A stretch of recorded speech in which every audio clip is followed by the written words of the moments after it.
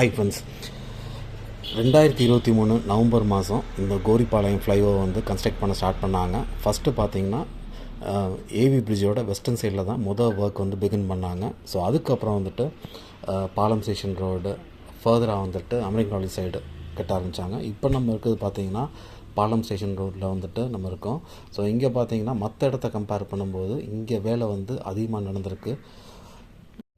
கிட்டத்தட்ட 15 மாதம் வந்துட்டு இந்த ஒர்க் நடந்துகிட்ருக்கு.